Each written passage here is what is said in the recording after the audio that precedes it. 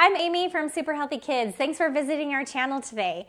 I wanted to talk to you quickly about the top 10 things that I think are super important in teaching your kids healthy habits.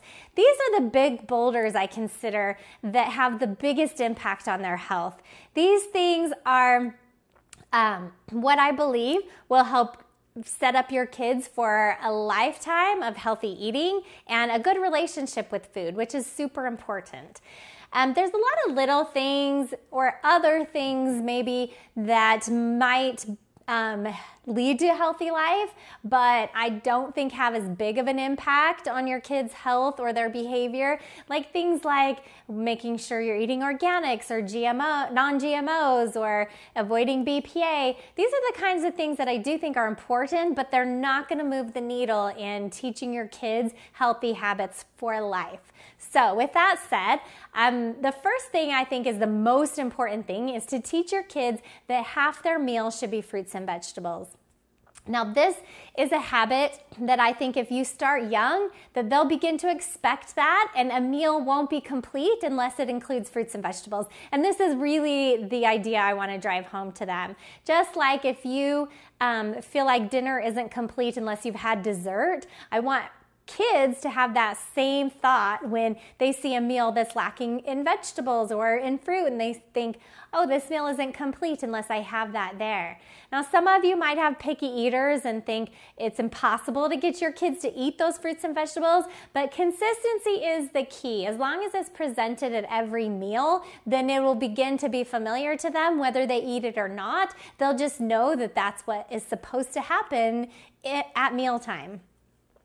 The second big rock is eating less sugar. Now, 16% of kids today, 16% of children's calories come from added sugars today, and that's a lot. And so I feel like it's super important to check your labels, because now we're lucky in that they've broken out natural sugars for added sugars, and so to avoid the added sugars is easier than ever. So if you can avoid the added sugars, then kids have less cravings for sugar and they have better behavior, and there's going to be less wanting of the sugar in their life. We're not anti-sugar in this house, and we're not anti-sugar at Super Healthy Kids, but limiting sugar definitely needs to be a habit that they adopt. The third one is to eat a variety of protein. We're not a vegetarian family. We do eat meat, but I encourage a variety of ways to get protein, such as nuts and eggs and seeds and beans or legumes. Those are great sources of protein, and having a variety helps kids to first expand their palate, so they have different things that they like that are sources of protein, but also so that they can get a variety of amino acids and have the optimal health. Fourth is to include fish once a week. Fish is super good for growing kids. It supports their brain. The omega-3, the DHA helps with great brain development, and it's a great protein source to have once a week because of that. So if you can get your kids early on to enjoy fish, then that's a battle that you don't have to keep fighting. Once they love it, then they'll love it for life.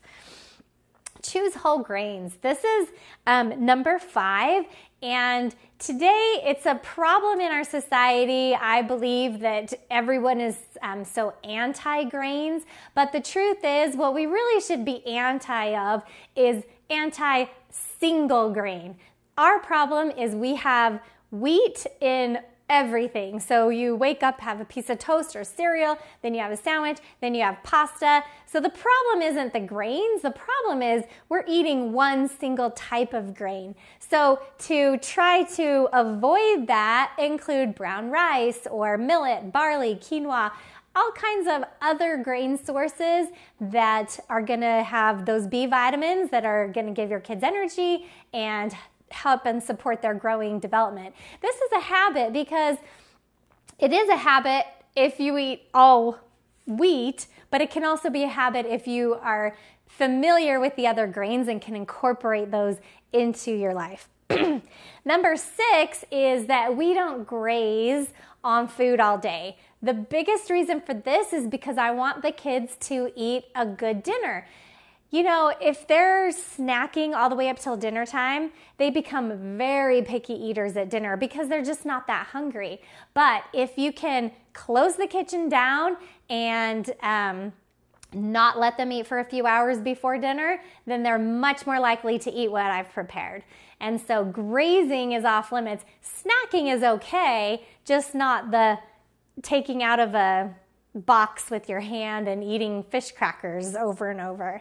So the next thing is limiting sodium. This actually isn't too hard today because there's a lot of low sodium options, but the biggest offenders for sodium is if you're buying processed meats or canned soups like ramen or things like that. A lot of those packaged foods are going to come with a lot of sodium, and so avoiding those, and you can avoid having too much sodium in your diet.